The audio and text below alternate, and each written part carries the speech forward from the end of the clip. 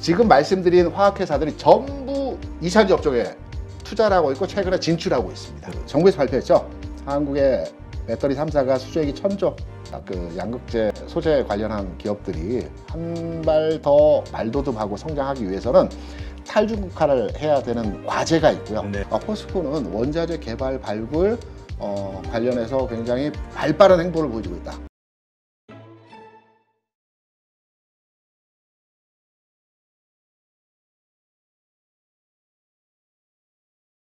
네, 오늘 모신 분은 김대준 대표님입니다. 안녕하세요. 안녕하십니까. 자, 오늘 또 우리 2차 전지와 관련해서 네. 한번 섹터 공부를 좀 해볼까요? 예. 준비하신 거 한번 설명해 주시죠. 제가 이 시간을 통해서 이제 2차전지 관련해서 주간 단위로 해서 리포트나 또 아니면 주요한 뉴스, 이슈 일단 정리를 해드리고 투자 측면에서 그리고 나서 특정 종목, 특이 종목에 대한 내용을 한번 함께 살펴보는 이제 내용으로 꾸려가려고 하는데요. 네. 주시장이 이제 시황산업 아니겠습니까? 최근에 그 반도체 업종이 또 핫했기 때문에 반도체에 대한 레포트와 시황이 지난주 그리고 이번 주 초까지는 굉장히 쏟아지지 않았습니다. 그렇죠. 네, 2차전지 업종은 그간에 좀 쉬는 구간에서의 흐름들이 진행됐잖아요. 그러다 보니까 2차전지 업종에 대한 뉴스는 많았지만 실질적으로 질적으로 그렇게 우리가 파악해 볼 만한 뉴스는 그렇게 많지 않았고요. 리포트는 전무했습니다. 그러니까 이게 증권사 애널리스트들도 네. 사람들의 대중의 관심을 받아야 되니까 네. 사람들이 지금 가장 호기심 있고 관심 있어 하는 내용 네. 그러다 보니까 시류를 따를 수밖에 없는 것 같아요. 그렇죠. 그래서 증권업종이 희망산업이고 우리가 알고 싶은 것은 지나간 데이터에 대한 해석보다는 앞으로 올 가격의 흐름에 대한 예상치에 대한 부분이죠. 그게 틀릴 수도 있고 맞을 수도 있겠지만 네. 그 부분들을 제가 한번 하나 찍어서 관련한 내용들에 대한 내용들 한번 여러분과 함께 분석해보고 또 내용을 살펴보는 내용을 한번 진행해 보도록 하겠습니다. 네. 오늘은 이제 그럼에도 불구하고 우리가 살펴볼 내용의 레포트가 있었고요. 또 이슈 그리고 뉴스가 몇 가지 체크해볼 내용들이 있었습니다. 그리고 오늘 살펴볼 이제 특징주로는 최근에 2차전지 업종에서 가장 그 주가의 탄력적인 모습이 좋았다라고 볼 수 있는 포스코 퓨처엠. 물론 당일의 그 탄력으로 판단을 해보게 되면 어제 에코프로가 굉장히 강했지만 그렇죠. 최근의 움직임 자체는 포스코 퓨처엠의 움직임이 좋았기 때문에 선도주 성격에서의 흐름으로 한번 살펴보도록 하겠고요. 네. 에코프로도 한번 관련해서 내용을 한번 짚어보도록 하겠습니다. 네. 레포트 중에서 그 노후호 연구원이 이제 제가 볼 때는 석유화학에 대해서 굉장히 깊이 있는 내용의 레포트들을 많이 이제 그 내놓고요. 그리고 최근에 이제 그 업종 산업에 대한 분석 내용으로 레포트가 지난 5월 25일에 나왔습니다. 산업 분석이기 때문에 그 깊이는 조금 이제 얕다고 볼 수 있지만 전반의 흐름, 우리가 방향성에 대해서는 우리가 판단할 수 있는 내용이었다고 분석을 하고 있고요. 대략적인 이제 제목만을 보고 이 레포트에 대한 개괄적인 내용을 한번 말씀을 드려보도록 하겠습니다.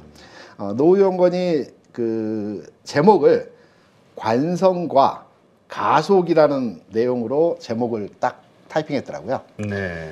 주시장에서는 그 뉴턴의 3법칙을 많이 응용해서 적용하죠. 작용, 반작용, 관성의 법칙, 가속도의 법칙. 이 세 가지를 이제 주가 분석하면서 가장 많이 이제 활용을 하는 부분인데요.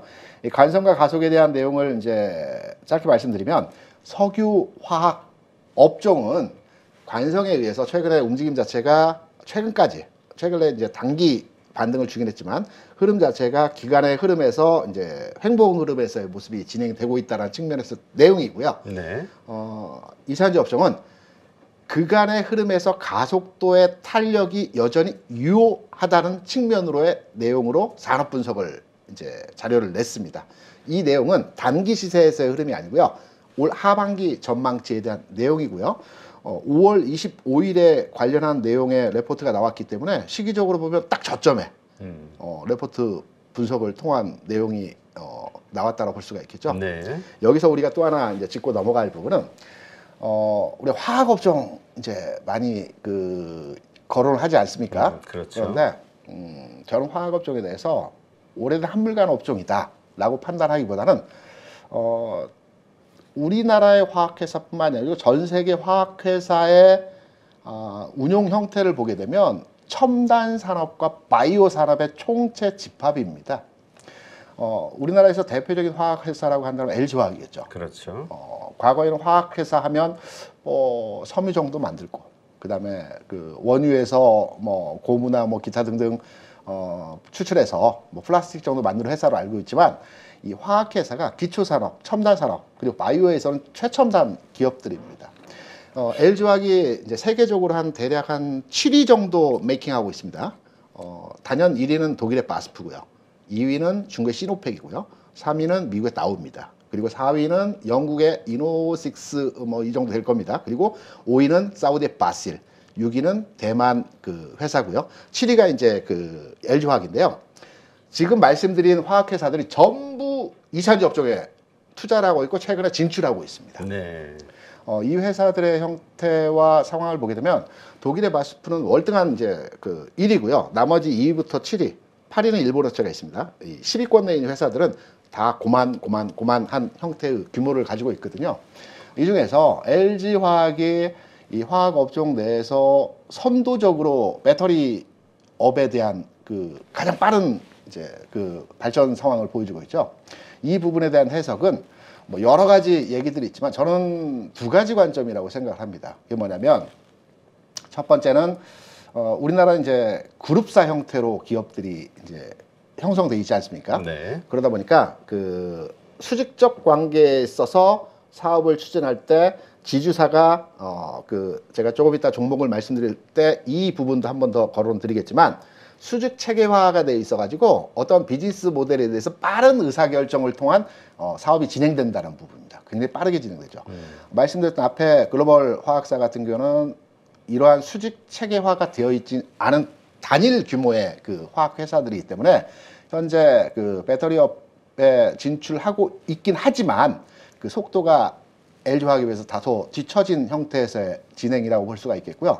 첫 번째로의 그 수직 체계화 되어진 하나 형태가 굉장히 우리 그 시장에서 LG화학의 위상이 전 세계 글로벌리 배터리 업계에서 단연 탑을 달리고 있다는 이유가 될 수 있겠고요. 두 번째는 기초산업 분야에 있어서 기존에 탄탄하게 유지되었던 업력을 통한 그 진행, 이 부분이 그 LG화학이 단연 그 전 세계에서 글로벌리 원탑이라는 측면에서의 내용으로 판단을 하고 있습니다. 네. 노우연구원도 이 관련한 내용으로 이제 리포트를 쓴 거고요. 앞서 이제 말씀드렸던 요 그림에서 보면 원탑 종목으로는 LG 에너지 솔루션을 얘기하고 있습니다. 제가 말씀드렸던 우리나라의 그 화학업종 기반으로 해서 LG 에너지 솔루션이 글로벌리 원탑의 기업이다라는 측면의 내용으로 쭉 서술되어져 있는 그 레포트이고요. 두 번째로는 에코프롬에 대해서 우리가 관심을 가져야 된다. 요 내용의 그 레포트입니다. 네. 물론 이제 거시적인 측면에서의 내용들이기 때문에 우리가 가볍게 읽어보시면 다 내용들 이해할 만한 내용이기 때문에 이 시간을 통해서 여러분께 구체적으로 설명을 드리질 않고 여러분께 한번 직접 찾아보시면 굉장히 도움이 될 만한 내용들이기 때문에 하나의 레포트를 여러분께 소개해 드렸고요. 두 번째 그 자료 준비한 자료는 앞서 그 얼마 전 2, 3일 전까지만 하더라도 반도체에 대한 레포트와 뉴스가 시장에서 홍수처럼 쏟아지듯이 나오다가 오늘부터 그 2차전지에 대한 뉴스들이 나오기 시작을 했습니다. 오늘 오전에 그 LG 솔루션 목표가 수정했다는 KB증권에서 레포트가 하나 나왔고요. 아, 그래요? 네네. 이 부분은 이제 오늘 이후에 이제 점진적으로 관련한 내용들이 추가될 것으로 판단이 되고 있습니다. 2차전지 업종이 어제 주가가 좀 좋았기 때문에 그렇죠. 관련한 뉴스들이 지금 계속해서 생산되고 있는 상황이라는 부분을 말씀을 드리고요. 조금 시간을 거슬러서 이제 5월에 나왔던 내용을 한번 하나하나 시간적으로 여러분께 설명을 드리면서 관련 내용을 한번 되짚어 보도록 하겠습니다. 지난 그 5월 20일경에서 그 정부에서 발표했죠. 한국의 배터리 3사가 수주액이 1,000조. 단순하게 생각해 보면 1,000조. 우리나라가 지난해 그 전체 수출이 7천억 불 정도 수준에서 수출을 했습니다. 1년 동안. 이게 금액으로 따지면 한 1,000조 정도 됩니다. 네. 근데 와, 배터리 수주액이 3사가 1,000조를 했다? 당연히 한 해 수주액은 아니죠. 그렇죠. 네. 현재 계약이 된. 그렇죠. 지난해까지 해서 한 770조가 이제 계약이 됐고요. 이제 올해 이제 추가적으로 돼서 1000조까지 이제 목표가 달성할 것이다. 이 수주액은 보통 한 5년에서 한 7년 정도 이제 생산되고 납품하고 이게 돌아오는 시기까지는 한 7년 정도, 5년에 7년 정도 시간이 걸리기 때문에 우리가 이 맥락을 이해하기 위해서는 배터리 쪽의 수주가 계속해서 증가하고 있구나, 추세가. 이러한 부분으로의 내용을 이해하시면 될 것 같고요. 네. 여기에 규모를 한번 판단해 보게 되면 LG 에너솔루션이 600조, 뭐 거의 반절 이상이죠. 그리고 SK온이 300조, 삼성 SDI가 100조입니다. 그러면 이 기사를 딱 보면서 우리가 궁금한 게 한 두 가지 정도 있습니다. 첫 번째, 왜 우리나라 최고의 기업인 삼성이 순위에서는 왜 규모 면에서 굉장히 작을까? 다른 분야에 있어서는 뭐 원탑이죠. 삼성이 모든 분야에 있어서 증권업에서도 삼성증권이 nem밸류나 어떤 그 시장 파워 측면에서는 거의 탑급입니다. 근데 배터리업에 있어서는 삼성이 아직까지는 규모 면에서 LG나 SK에 비해서 그 규모가 크지 않다라고 수주나 내용들이 이제 발표가 되고 있습니다. 이유는 지난 2000년 중반에 빅딜이라고 혹시 들어보셨습니까? 네. 그 대기업 간의 이 계열사 서로 막 계열사. 교환하는 거. 이때 삼성그룹이 삼성정밀화학을 비롯해서 삼성항공 그리고 삼성의 몇몇 그 수익이 크게 나지 않은 사업들을 기업들 간에 이제 바꿔 가졌습니다. 물론 삼성이 받은 건 없지만 지분을 받긴 매각하고. 했죠. 제일 중요한 게 이제 그 삼성정밀화학, 이게 이제 화학회사거든요. 우리나라 최고의 정밀화학회사였는데 이게 롯데로 가서 롯데케미칼이 됐습니다. 근데 큰 회사가 됐죠. 근데 롯데는 그룹 분위기가 사세를 막 확장하고 규모를 막 넓히는 회사가 아닙니다. 그렇죠. 딱 한 분야만 집중적으로 그 부분에서 1등이 되는 그 기업 문화가 있거든요. 그래서 우리가 롯데를 굉장히 그룹적으로 큰 회사라고 보는데 보통 한 우물만 파는 형태의 기업 문화를 가지고 있기 때문에 롯데케미칼이 지금 현재 그 석유화학 분야에서는 가장 큰 회사이지만 아직 그 배터리 분야로 적극적으로 진행하지는 않는 형태에서의 모습을 보여주고 있고요. 이외에 이제 삼성항공은 하나로 봤죠. 그래서 하나 에어로 솔루션 그리고 하나 솔루션의 전신이 되었던 형태로 이제 진행이 되었기 때문에 삼성이 2000년 중반에 이제 빅딜을 하는 과정에서 회사가 가지고 있던 기존의 그 기초 산업 분야를 다 타 회사로 넘기는 과정에서 지금 이제 화학을 기반으로 한 2차전지 배터리 산업이 시장에 새로운 캐시카우가 되는 과정에서 삼성이 조금 뒤늦게 출발했다. 네. 라는 부분으로 이제 기사의 내용을 이해하시면 될 것 같고요. 하지만 삼성 SDI가 최근에 전고체 부분에 대해서 계속 투자를 하고 있죠. 이 부분이 당장은 아니겠지만 뭐 얼마 후에 성과가 날 것으로 판단하고 있습니다. 지켜봐야 되겠죠. 네. 지금 전구체 관련해서는 많은 분들이 삼성 SDI가 가장 좀 기술력이 탑 수준에 있지 않냐 이렇게 좀 기대하는 것 같아요. 가장 투자도 많이 하고 있고요. 가장 먼저 진행을 했고요. 그래서 그 부분에 있어서 삼성 SDI에 대해서 우리가 지켜보고 관심을 가져봐야 될 부분이라고 판단을 하고 있습니다. 그래서 이 기사 지난주에 나왔던 내용을 한번 점검을 해봤고요. 그리고 6월 5일 나왔던 기사이죠. 탈중국화. 지금 보게 되면 이제 제 친구가 이제 중국에서 원자재를 수입을 해서 가공을 해서 수라는 이제 사업을 하고 있습니다. 근데 최근에 어제 오늘 사이에서 원자재 수입이 안 된답니다. 중국에서 어렵다랍니다.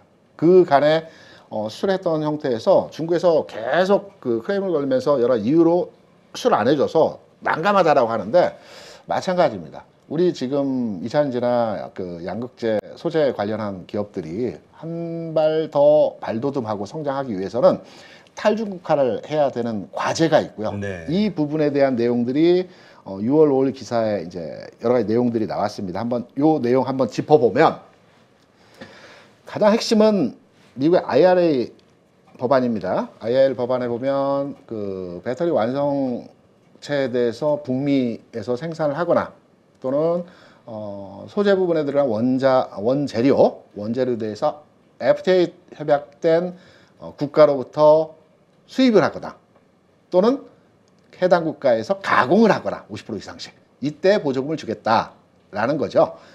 그 내용들을 한번 판단을 해보게 되면 FTA 국가가 체결 국가가 어딘가를 먼저 확인을 해봐야 됩니다. 네. 저는 굉장히 많을 줄 알았습니다. 왜냐하면 미국과 자유무역 협정을 맺은 나라이기 때문에 전 세계 한 160개 국가 중에서 한 100개는 되지 않을까라고 생각을 했는데 FTA 체결국이 한 22개 나라밖에 안 되더라고요. 네. 그리고 주요한 나라를 보게 되면 한국, 캐나다, 호주, 멕시코 정도 빼고요. 나머지 국가들은 뭐 크지 않은 국가들이더라고요. 그렇죠. 그 원자재 중심 국가들. 네네네, 그렇죠.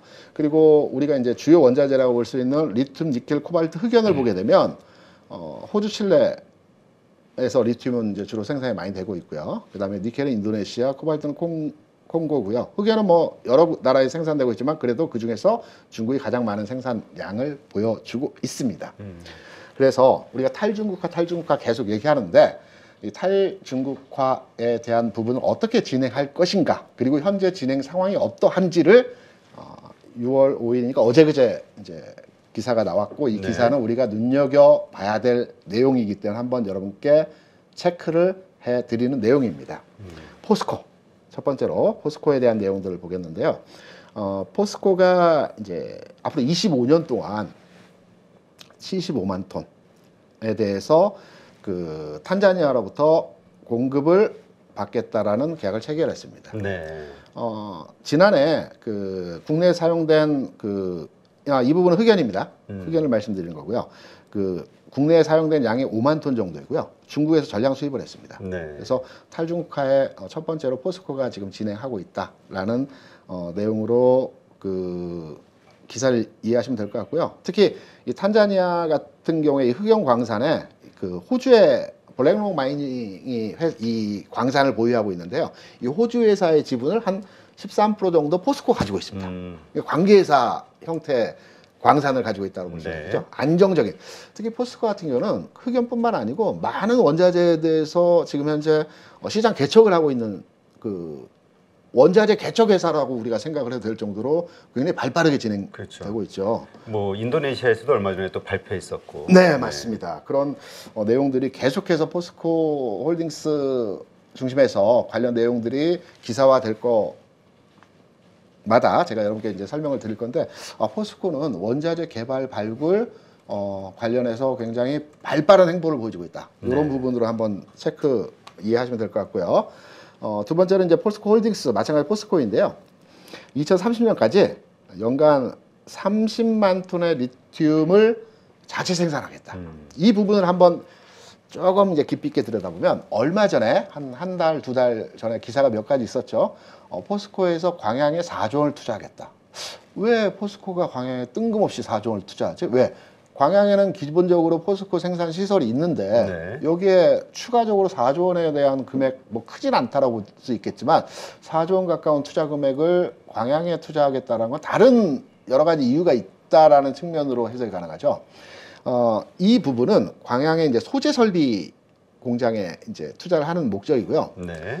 소재 관련해서는 이제 탈중국화를 말씀드렸기 때문에 우리가 이제 중국 의존도가 높은 것이 중국의 원자재 생산에 의존하는 것이 아니고 가공에 의존하고 있지 않습니까?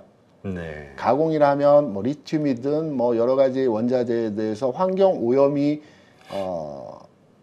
되기 때문에 중국은 환경 오염에 대해서 크게 지금 현재까지는 신경 쓰지 않고 있기 때문에 이걸 계속 가공하는 상황에서 환경이 조금 저해되더라도 계속 수출이나 판매를 목적으로 중국에서는 자국에서 이제 생산하고 있는 겁니다. 네. 그 외 국가들은 이제 환경 문제를 거론하면서 생산 안 하고 있는 거죠. 쉽게 말씀드려서 1, 2년 전에 요소수 사태 있었지 그렇죠. 않습니까? 호주하고 박싱이 나면서 중국에 석탄이 수입이 안 되고 이 과정에서 중국에서 생산하는 요소수가 수입이 안 돼서 국내에 대란이 났습니다. 근데 요소수를 생산하는 기술이 어렵지가 않다랍니다. 그렇죠. 우리나라도 얼마든지 생산할 수 있는데 이게 이제 환경 오염에 이제 많은 영향을 주기 때문에 그렇죠. 부가가치도 좀 낮고. 그렇죠. 그래서 생산 안 했고 수입에 의존했는데 이게 단기적으로 수요가 쫙 몰리다 보니까 가격이 딱 뛰어버린 건데요.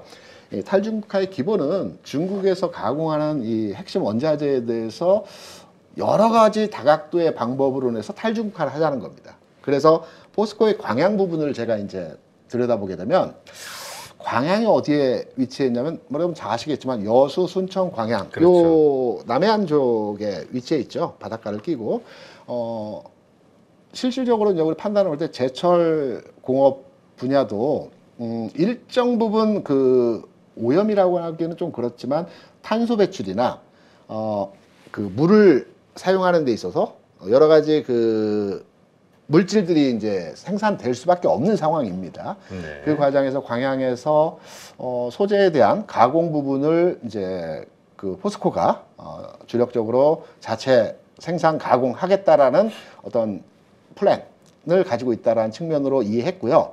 그리고 포스코 같은 기업들은 환경오염에 영향을 주더라도 요거를 다 그 저기 뭐냐 새로운 기술을 투여해서 네. 이 부분은 환경에 최소한의 영향을 줄 수 있는 부분으로 그 저기 산업화를 시키고 있죠. 그래서 이 부분도 한번 계속 지켜보면서 포스코의 그 원자재 가공 분야에 있어서 환경 오염을 최소화하면서 국내에서 가공 생산할 수 있는 부분들 이 부분에 대한 자체 생산, 특히 리튬에 대해서 자체 생산을 가지고 있고 지난해 기준으로 해서 68만 톤을 이제 그 수입을 했는데요.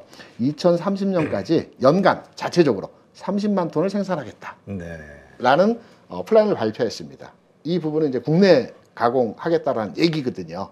광양이나 기타의 그 지역을 통해서 여기 LG화학도 새만금에 이제 정부채 공장을 만들는 내용들의 이슈가 있었고요. 뭐 관련한 내용의 정제 과정에서의 그 내용들입니다. 그리고 세 번째로 LG화학이 니켈과 리튬에 대해서 28년도까지 자체 조달 계획 이것도 이제 북미 광산 통해서 조달하고 여러 가지 루트를 통해서 기존의 중국 의존도가 큰 부분에서 탈중국화를 현재 진행하고 있고 어느 정도의 가시적인 내용에서의 진행 상황들에 대한 내용들 이 부분도 우리의 배터리 산업이 네. 한 단계 더 성장하고 발전하기 위해서는 이 부분이 꼭 해결해야 하는 부분이고 이 부분이 하나하나 진행되고 있다라는 부분으로 이해할 만한데 기사가 어제 그제 나왔다라는 부분 이 부분 하나 체크해 드리고요. 네. 참 LG화학은 네. 그 가지고 있는 포텐셜을 보면은 다 양극재도 그렇고 음극재도 뭐 여러 가지를 다 하는데 네. 그리고 앞으로 그 광물도 그렇고요. 광물 확보에 대한 노력도 그렇고. 근데 그 뭐죠? LG 에너지 솔루션 그 분할 매각이 그러니까 분할 매각이 아니죠. 네네. 그 분할 지분. 상장. 네네. 네. 네. 이 이슈 때문에 네. 신뢰를 많이 잃어가지고 네. 호평을 못 받는 것 같아. 느낌상. 느낌상 그러는데요. 그 구조를 조금만 깊게 들어가면 LG 에너지 솔루션의 지분을 LG화학이 82% 가지고 있습니다. 네. 현재. 그러니까 LG 에너지 솔루션이 분사해서 다른 회사이긴 하지만 그룹사 내에서 이 회사의 지분을 82%나 가지고 있기 때문에 실질적인 뭐 지배의 목적이 아니고 수익의 82%를 가져가는 거거든요. 연결재무지표 상으로 해서 그러한 부분들에 대해서 우리가 느낌상 정서적으로는 좀 그렇지만 실제적으로 기업 구조적인 측면이나 수익 측면에서 보면 큰 변화는 없다라는 왜냐하면 LG 솔루션의 이익이 LG화학의 이익이다. 그리고 LG화학 얘기가 나왔으니까 얼마 전에 그 LG화학 그 부회장이 그 비전을 발표하면서 여러 가지 내용들이 있었죠.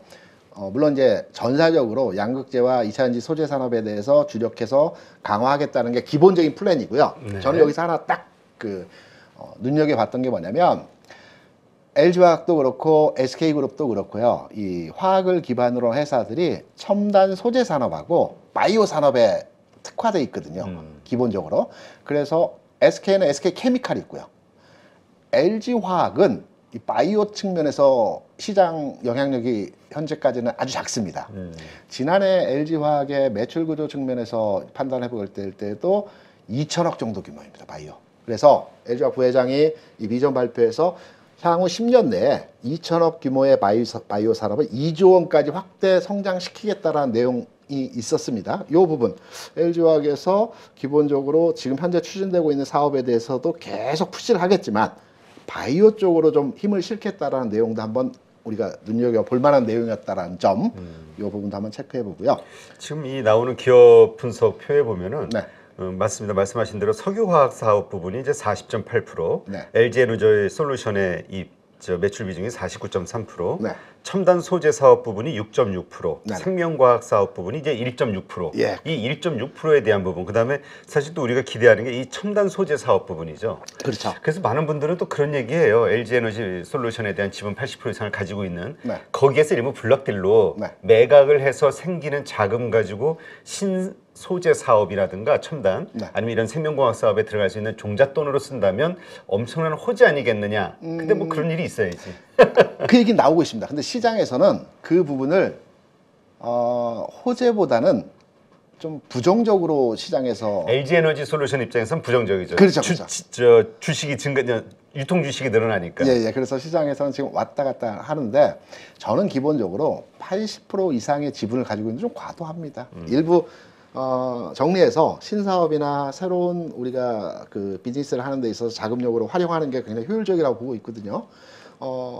이러한 맥락에서 보면 에코프로 관련 기업들의 지배 구조를 보게 되면 40% 선에서 지분을 이제 가지고 있습니다. 에코프로가 지주사니까 에코프로 BM의 지분은 한 43%, 그리고 에코프로 BM H는 30 중반대 지분을 가지고 요 정도가 최적이라고 저는 판단하고 있습니다. 상법상 이게 아마 30% 이상이어야 계열사 연결 재무제표가 아마 통용이 될 거예요. 맞습니다. 그 정도 선을 넘어서는 정도. 네, 그래서 조금 정리를 한다 하더라도 우리가 그걸 우려해서 LG 뭐 기본적으로 기업 분할하더니 회사 주식까지 팔아먹는다 이런 느낌으로 접근하기보다는 한 단계 더 도약하기 위해서 이 시드머니 종잣돈을 마련하고 있구나라고 이해를 하시는 것도 좀 넓게 거시적으로 볼 때 LG화학의 성장에 대해서 우리가 좀 기대하는 부분으로 이해하실 수 있다고 보고 있습니다. 네, 하여튼 LG 화학과 이제 LG 에너지 솔루션 그 주주들의 입장이 약간 이제 변화가 좀 있을 것 같아요.